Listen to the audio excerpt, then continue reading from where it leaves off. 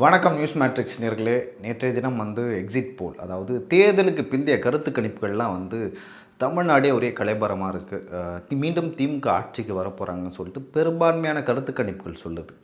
சில கருத்து கணிப்புகள் அதிமுக ஆட்சியை மீண்டும் கைப்பற்றுகிறதுன்னு சொல்லிட்டு வருது. அதே போல் ஆக்சிஸ் மை இந்தியா தமிழக வெற்றி கழகம் ஆட்சியை கைப்பற்ற போகுதுன்னு சொல்லிட்டு இன்னொரு பெரிய குண்டை தூக்கி போட்டிருக்காங்க.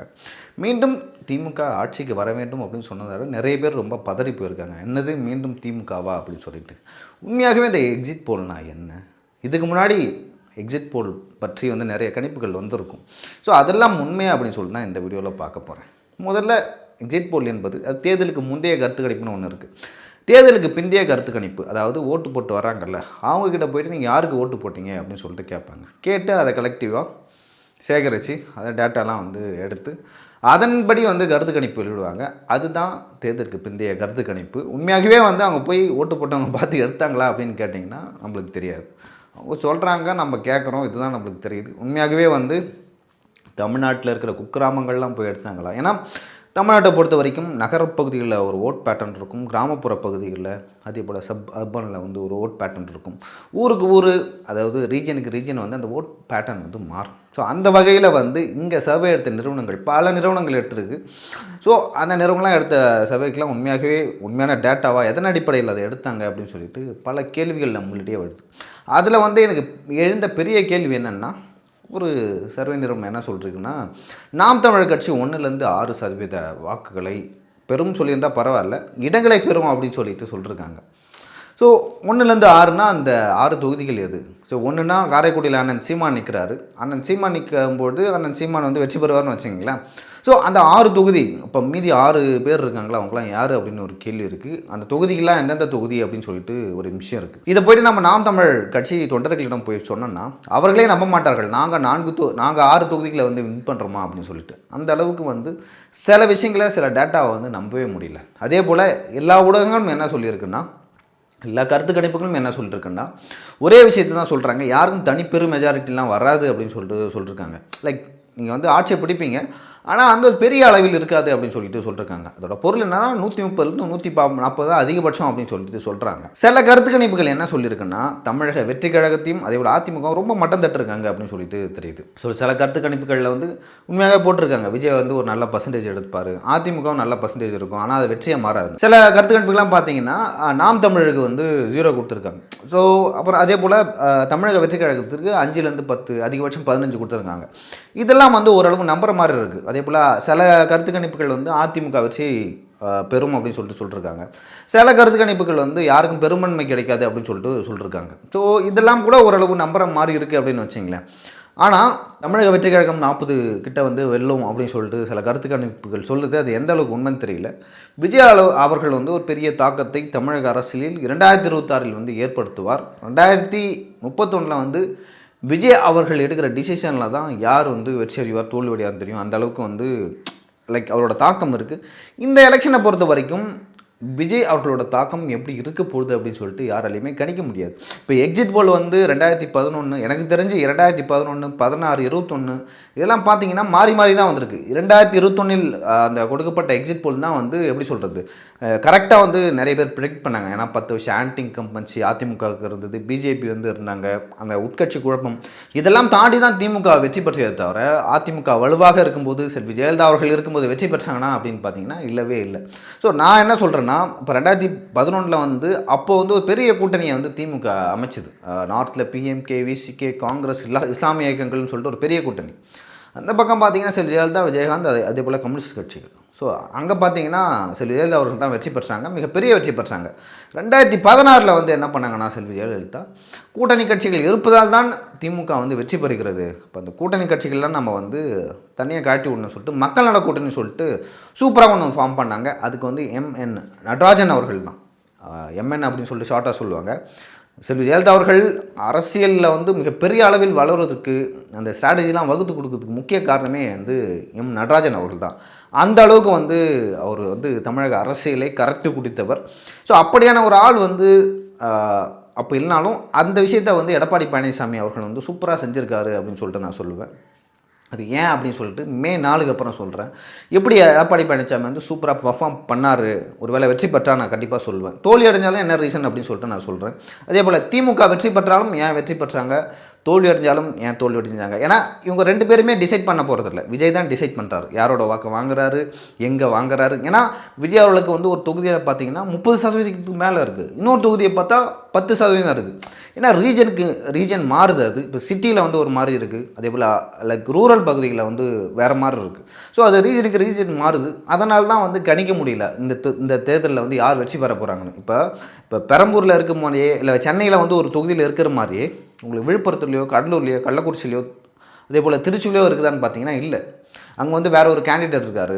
அந்த கேண்டிடேட் வந்து விஜய் கேண்டிடேட்டாக ரொம்ப பவர்ஃபுல்லாக இருக்கிறாரு, பணத்தை செலவு பண்ணுறாரு. ஸோ இந்த காரணத்தால் இங்கே ஏற்படுத்த போகிற ஒரு இம்பேக்டை அங்கே ஏற்படுத்த முடியல. லைக் சதன் சைடில் ஆகட்டும், அதே போல் கொங்கு ரீஜன் ஆகட்டும். இன்னொரு விஷயமே இருக்குது. அது என்னென்னா இப்போ சோழிங்கநல்லூர் அந்த தொகுதி எடுத்துக்கிட்டிங்கன்னா தமிழ்நாட்டிலே மிகப்பெரிய தொகுதி. கிட்டத்தட்ட ஒரு 6-7 லட்சம் வாக்குகள் இருக்குது. இந்த 7 லட்சம் வாக்குகள்கிட்டையும் போய் அதிமுகவோ திமுகவோ போய் பணம்லாம் கொடுக்க முடியாது, வீடு வீடாக போயிட்டு அப்படின்னு சொல்லிட்டு. ஆனால் அவங்க படம் கொடுக்கலாம். யார் கொடுக்கலாம்னா லைக் கட்சியை சார்ந்து சில பேர் வந்து ஒர்க் பண்ணுவாங்க. அந்த கட்சிக்காரர்களுக்கு தெரிஞ்ச பேர் கொஞ்சம் பேர் இருப்பாங்க. இவங்க நம்மளுக்கு ஓட்டு போடுவாங்க, அங்கேருந்து நம்மளுக்கு ஓட்டு வரோம்னு சொல்லியும். இல்லை ஏற்கனவே வந்து போலாக இருக்கும்ல, ஸோ அங்கேருந்து வந்து நம்ம ஈஸியாக எடுக்கலாம். நம்மளுக்கு இங்கேருந்துலாம் ஓட்டு வந்திருக்கு, ஸோ இவங்களாம் பணம் கொடுக்கலாம், மீண்டும் ஓட்டு வரும் அப்படின்னு சொல்லிட்டு. ஆனால் எல்லாருக்கும் கொடுக்க முடியுமா, 7 லட்சம் பேரும் கொடுக்க முடியுமான்னு பார்த்தீங்கன்னா இல்லை. ஸோ இங்கே வந்து இந்த மாதிரியான தொகுதிகளில் விஜய் ஏற்படுத்தக்கூடிய தாக்கம் என்ன? ஏன்னா எனக்கு யாருமே வந்து இப்போ வந்து ஒருத்தவங்க இருக்காங்க ஐடியில் ஒர்க் பண்ணுறாங்க. கொஞ்சம் நாளுக்கு முன்னாடி கூட நீங்கள் பார்த்துருக்கலாம். ஐடியில் இருக்கவங்களாம் வந்து சாப்பாடு வந்து கலைஞர் கருணாநிதி போட்ட சாப்பாடு அப்படின்னு சொல்லிட்டு சொன்னார்.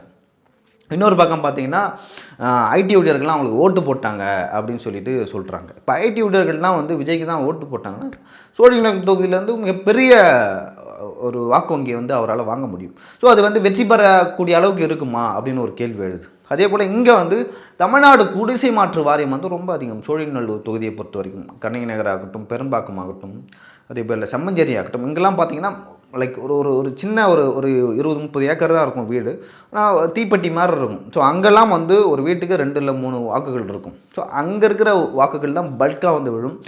அதுதான் சோழிங்கநல்லூர் தொகுதியை பொறுத்த வரைக்கும் டிசைடிங் ஃபேக்டர். அப்போது அங்கே போகிற ஓட்டுலாம் யாருக்கு போகுது அப்படின்னு இந்த மாதிரியான பல்வேறு விஷயங்கள் இருக்குது. இது சோழிங்கநல்லூர் தொகுதியை மட்டும் ஓகேங்களா. இப்போ பெரம்பூரில் வந்து அது வேறு மாதிரி இருக்கும், ஏன்னா அங்கே விஜய் நிற்கிறார்.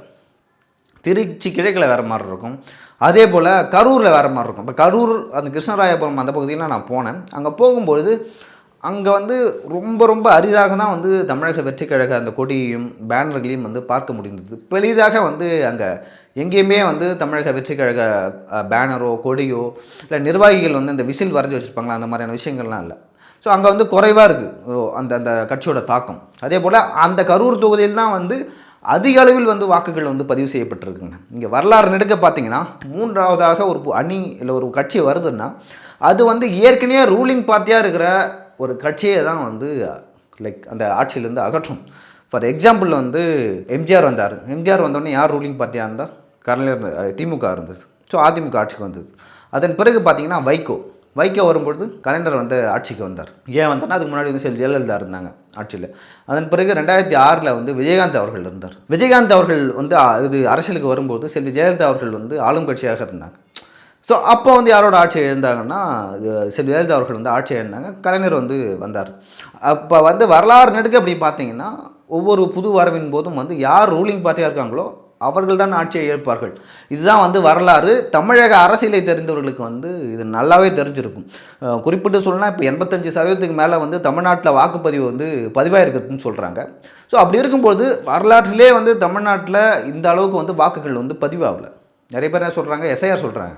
எஸ்ஐஆர் சொன்னாலும் பட் எஸ்ஐஆர் சொல்லியுமே வந்து வெளிநாட்டிலேருந்து நிறைய பேர் வராங்க, வெளியூர்லேருந்து வராங்க, சென்னையிலேருந்து கிளாம்பாக்கத்துலேருந்து வெளில போகிறதுக்கு வந்து பஸ்ஸே இல்லை. ஸோ இந்த அளவுக்கு வந்து கூட்டம் வந்து எந்த ஒரு தேர்தலையும் வந்து நான் பார்த்ததில்லை. கிட்டத்தட்ட ஒரு 3-4 தேர்தல் நான் பார்த்துருப்பேன், சட்டமன்றம் மற்றும் நாடாளுமன்ற தேர்தலெலாம் சேர்த்து சொல்கிறேன் நான். அப்படி பார்க்கும்போது இந்த மாதிரி கூட்டம் இல்லை. ஆனால் இந்த தேர்தலில் வந்து மக்கள் வந்து அலையாலையாக போய் வந்து வாக்களிக்கிறாங்க. இதுக்கெல்லாம் காரணம் என்ன அப்படின்னா மக்கள் மத்தியில் வந்து ஒரு அதிருப்தி இருக்குது. புதுசாக ஒருத்தவங்க வராங்க, அவங்களுக்கு வாக்களிக்கணும் அப்படின்னு சொல்லிட்டு வாக்களிக்கிறாங்க. ஸோ இது தேர்தலில் ரிஃப்ளெக்ட் ஆகும். ஸோ தமிழக உளவுத்துறை சார்பாக வந்து சில சில சில ரிப்போர்ட்டை வந்து கொடுத்துருக்காங்க. அப்படி கொடுத்துருந்தும் அது வந்து ஆளும் தரப்பை சமாதானம் பண்ணுறதுக்கு தான் வந்து அந்த மாதிரி கொடுத்துருக்காங்க அப்படின்னு சொல்லிட்டு சொல்கிறாங்க. ஆனால் உண்மையாலுமே வந்து நான் எப்படி நினைக்கிறேன்னா, ஒரு அதிருப்தி இருக்குதுன்னா வந்து அதுதான் வந்து வாக்காக வந்து வெளிப்படும். இப்போ டேரெக்டாக வந்து விஜய் அவர்கள் ஆட்சிக்கு வந்தார், வந்து யாரை வந்து அட்டாக் பண்ணுறாருன்னா திமுகவை அட்டாக் பண்ணுறாரு. அப்போ ஏற்கனவே திமுகவுக்கு போன ஓட்டெலாம் வந்து செதறும். அதுதான் உண்மை. அதுதான் வந்து மக்கள் வந்து புரிஞ்சுக்கணும். நிறைய பேர் வந்து என்ன சொல்கிறாங்கன்னா, அதிமுகவோட ஓட் பேங்க் தான் போகும்னு சொல்லிட்டு சொல்கிறாங்க. ஆனால் நீங்கள் ரூரலில் போய் பார்த்தீங்கன்னா அதிமுகவோட வாக்கு வங்கிகள்லாம் வந்து செதறவே இல்லை. அதிமுகவுக்கு போட்டவங்க அதிமுகவுக்கு தான் போடுறாங்க. அதிமுகவுக்கு போட்ட இளைஞர்கள் அதிமுகவுக்கு தான் போடுறாங்க. குறிப்பாக வட தமிழகத்தில் வந்து அதிமுகவை பாமக காப்பாற்றிருக்கு அப்படின்னு சொல்லிட்டு சொல்லலாம். ஆனால் விடுதலை சிறுத்தைகள் கட்சி கூட்டணியில் இருந்தாலும் அந்த சமுதாயத்தை சேர்ந்தவர்கள்லாம் வந்து திமுகவை வந்து பெரிதாக அலட்டி கொள்ளவில்லை அப்படின்னு தான் சொல்லணும். நான் ஏன்னா அதை கண்ணால் பார்த்தேன், அதனால் அப்படி சொல்கிறேன். குறிப்பாக வந்து பட்டியலின மக்களோட வாக்குகள் வந்து பெரும்பகுதி வட தமிழ்நாட்டிலிருந்து விஜய் அவர்களுக்கு போகுது. நீங்கள் தேர்தல் மே 4க்கு அப்புறம் வந்து நீங்கள் என்னை சட்டை பிடிச்சி கேட்கலாம், நீங்கள் சொன்னீங்களா போகலையே அப்படின்னு சொல்லிட்டு கேட்கலாம். ஆனால் நீங்கள் பாருங்கள், மே 4க்கு அப்புறம் பெரும்பாலான வாக்குகள் வந்து விஜய்க்கு போகுது. அதை வந்து உறுதிப்படுத்தும் மே 4 அன்னைக்கு. இந்த எக்ஸிட் போல நம்ம எப்படி பார்க்குறதுனா, ஸோ இது ஒரு டேரக்ஷனை கொடுக்குது அப்படின்னு எடுத்துக்கலாம். ஏன்னா சில பேர் வந்து திமுகன்னு சொல்கிறாங்க, சில பேர் அதிமுக, இன்னும் சில பேர் வந்து டிவிகேன்னு சொல்கிறாங்க. ஸோ அப்படி இருக்கும்பொழுது நாம் எப்படி பார்க்குறதுன்னா, அதிருப்தி வந்து எந்த கட்சி மேலே இருக்குது. இப்போ ஏற்கனவே வந்து ஆளுங்கட்சியாக இருக்கிற மேலே அதிருப்தி இருக்குன்னா, ஸோ அங்கே இருக்கிற ஓட்டு தான் வந்து உங்களுக்கு போகும். அப்படி போகும்போது ஈஸியாக ஏற்கனவே வந்து அதை விட அந்த ஆளுங்கட்சியோட அதிகமாக வாக்கு வங்கிகள் யார் வச்சுருக்காங்களோ அவங்க தான் வெற்றி பெறுவாங்க. ஸோ அதுதான் நடக்கும். ஸோ விஜய் அவர்களும் இதில் பெரிய பங்காற்ற போகிறாரு. குறிப்பாக நகர்ப்பகுதிகளில் ஒரு பெரிய தாக்கத்தை ஏற்படுத்த போகிறாரு. நிறைய இடங்களில் ஒரு வெற்றி பெறுவதற்கும் வாய்ப்பு இருக்குது. அது எத்தனை பர்சன்டேஜ், எவ்வளோ இடம் அப்படின்னு சொல்லிட்டு நம்மளால் உறுதிப்பட இன்ன வரைக்கும் சொல்ல முடியல. இங்கே இருக்கிற ஸ்ட்ராட்டஜி டீம்லாம் வந்து அதை நினைத்து தான் குழம்பி போயிட்டுருக்காங்க. திமுகவுக்கு இருக்கிற பெரிய மைனஸ் இன்னொன்று என்னென்னு கேட்டிங்கன்னா, நிறைய இடங்களுக்கு வந்து பணம் போகல. ஒரு ஓட்டுக்கு வந்து 2000 கொடுத்தாங்க அப்படின்னு சொல்லிட்டு சொல்லப்படுது. அந்த 2000 வந்து எல்லாருக்குமே போகல. யாரெல்லாம் வந்து திமுக குடும்பத்தை சார்ந்தவர்களோ, யாரோட ஓட்டெல்லாம் வந்து திமுகவுக்கு வருமோ அவர்களுக்கு தான் அந்த 2000 போயிருக்கு. மற்ற யாருக்குமே வந்து 2000 வந்து கொடுக்கப்படல அப்படின்னு சொல்லிட்டு ஒரு குற்றச்சாட்டு இருக்குது. ஜூனியர் விகடனில் கூட செந்தில் பாலாஜி தொகுதியிலே வந்து பணம் கொடுக்கல அப்படின்னு சொல்லிட்டு செய்தி வந்தது நான் பார்த்தேன். ஸோ இதெல்லாம் வச்சு பார்க்கும்போது ஒரு அதிருப்தி இருக்குது. பணத்தை மட்டுமே வந்து நம்பியிருந்தாங்க. இன்னொன்று பார்த்தீங்கன்னா வந்து சில பேர் வந்து பணத்தையே நம்பலை. ஏன் நம்பலைன்னா, இப்போ வந்து வெளிநாட்டிலேருந்து நிறைய பேர் வராங்க, இளைஞர்கள்லாம் வராங்க. ஸோ அத்தனை 1000 போட்டு செலவு பண்ணிவிட்டு வராங்க. வந்து அவங்கள்ட்ட தம்பி 2000 கொடுக்குறேன் எங்களுக்கு ஓட்டு போடுன்னா, அவன் வந்து கொள்கையை நம்பி வரான். அவன் வந்து நாம் தமிழராக இருக்கலாம், தமிழக வெற்றி கழகமாக இருக்கலாம், அதிமுகவாக இருக்கலாம், திமுக இருக்கலாம். காசு கொடுத்தாலாம் வந்து யாரும் ஓட்டு போட மாட்டாங்க. ஒரு சித்தாந்தம், ஒரு மைண்ட் செட், அது ஒன்று செட் ஆகிடுச்சுன்னா வச்சுங்களேன், அது வந்து மாறவே மாறாது. இப்போ இந்த எக்ஸிட் போலுக்கு வந்து இன்னும் கொஞ்சம் நல்லா பேசணும். இந்த எக்ஸிட் போலை எப்படி எடுப்பாங்க அப்படின்னு பார்த்தீங்கன்னா, எனக்கு தேர்தல் முடிந்தோடனே வந்து 2 தொலைபேசி அழைப்பு வந்தது. அந்த 2 தொலைபேசி அழைப்பும் எதை பற்றியதுன்னா, நீங்கள் வந்து யாருக்கு வாக்களிச்சிங்க அப்படின்னு கேட்டது. நான் எந்த கட்சிக்கு வாக்களிச்சணும் அதை சொன்னேன். அப்படி சொல்லும்பொழுது அது வந்து ரெஜிஸ்டர் பண்ணிடுச்சுன்னு வச்சிங்களேன். நான் ரெஜிஸ்டர் பண்ணிட்டேன். ஸோ இதை பொறுத்து தான் வந்து கால் போகுது. ஸோ இந்த கால் வந்து எல்லாருக்குமே போயிருக்குமா, கிராமத்தில் இருக்கிற எல்லாத்துக்கும் போயிருக்குமா, அதே போல் நகர்ப்புறத்தில் இருக்கிற எல்லாத்துக்கும் போயிருக்குமா, ஒருவேளை இது எல்லாத்தையும் எடுத்து பேசியிருப்பாங்களா அப்படின்னு ஒரு விஷயம் இருக்குது. அதே போல் வந்து எல்லா பகுதிகளிலும் போய் ஒரு நிறுவனம் வந்து எடுக்க முடியாது, சர்வே எடுக்க முடியாது. ரொம்ப கடினமான விஷயம். இது வந்து ஒரு டைரக்ஷனை கொடுக்குது. இந்த டைரக்ஷன் திமுக வெல்வாங்க, சில நிறுவனங்கள் வந்து அதிமுக வெல்வாங்கன்னு சொல்லிட்டு சொல்லுது. ஸோ இதெல்லாம் வச்சு பார்க்கும்பொழுது இந்த தேர்தல் ஒரு குழப்பமான தேர்தலாம். ஆனால் என்னை பொறுத்த வரைக்கும் வந்து நான் எப்படி கன்க்ளூட் பண்ணுறேன்னா இந்த தேர்தலில், ஸோ இது முழுக்க வந்து விஜயை மையப்படுத்தி நடக்கிற ஒரு தேர்தல். விஜய் தான் வெற்றி பெறுவரா தோல்வி அடையவரா இல்லை. சரி, விஜய் வந்து யாரோட வாக்குகளை வாங்குறாரு, அந்த வாக்குகள் வந்து எங்கேருந்து போகுது, எந்த ரீஜனில் வாங்குறாரு, விஜயோட கேண்டிடேட் யார், அதே போல் விஜய்க்கு எந்த ஏஜ் குரூப்லேருந்து வாக்களிக்கிறாங்க, பெண்களா வயதானவர்களா, அதே போல் எந்த மதத்தை சேர்ந்தவர்கள், எந்த சாதியை சேர்ந்தவர்கள், இந்த மாதிரியான விஷயங்கள்லாம் நடக்கும். நான் ஏற்கனவே வட தமிழகத்தை பற்றி உங்ககிட்ட சொன்னேன். ஸோ இங்கே வந்து நிறைய வாக்குகள் போயிருக்குன்னு. அப்போ சவுத்தில் இருக்க கன்னியாகுமரி, திருநெல்வேலி, தூத்துக்குடியில் இருக்கிற கிறிஸ்தவர்கள் யாருக்கு வாக்களிப்பாங்க? ஏன்னா திருநெல்வேலி மற்றும் தூத்துக்குடிக்கு விஜய் அவர்கள் போகும்போது மிகப்பெரிய கூட்டம் வந்தது. யாருமே அதை எதிர்பார்க்கல. அமைச்சர், இப்போ திமுக அமைச்சர் முன்னாள் கீதாஜீவன் அவர்கள் தொகுதியில் விஜய் அவர்களோட நண்பர் நிற்கிறார். ஸோ அங்கே நிறைய பேர் என்ன சொல்கிறாங்கன்னா, அவரே வின் பண்ணுறதுக்கான வாய்ப்பு இருக்குது. கீதாஜீவன் வந்து 2ஆம் இடத்துக்கு தள்ளப்படுவார் அப்படின்னு சொல்லிட்டு சொல்கிறாங்க. அது எந்த அளவுக்கு வந்து உண்மை நம்மளுக்கு தெரியல. ஸோ அந்த அளவுக்கு அவரோட தாக்கம் சவுத்தில் இருக்குது. அதே போல் நாம் தமிழர் கட்சியும் நம்ம குறைத்து மதிப்பிடக்கூடாது. கன்னியாகுமரி மாவட்டத்தில் நாம் தமிழர் வந்து 2024 தேர்தலில் 2ஆம் இடத்துக்கு வந்தாங்க. ஸோ அந்த அளவுக்கு வந்து சவுத்தில் நாம் தமிழும் சரி, தமிழக வெற்றிக்கும் பவர்ஃபுல்லாக இருக்காங்க. ஸோ அங்கே வந்து கன்னியாகுமரியில் வந்து என்ன பண்ண போகிறாங்க, நாம் தமிழரும் தமிழக வெற்றி கழகமும், அது யாருக்கு சாதகமாக போகுது? ஸோ இந்த மாதிரியான விஷயங்கள்லாம் நம்ம பார்க்கணும். இதுதான் வந்து யாருக்கு சாதகமாக அமைய போகுது, யாருக்கு பாதகமாக அமைய போகுதுன்னு பார்க்கணும்.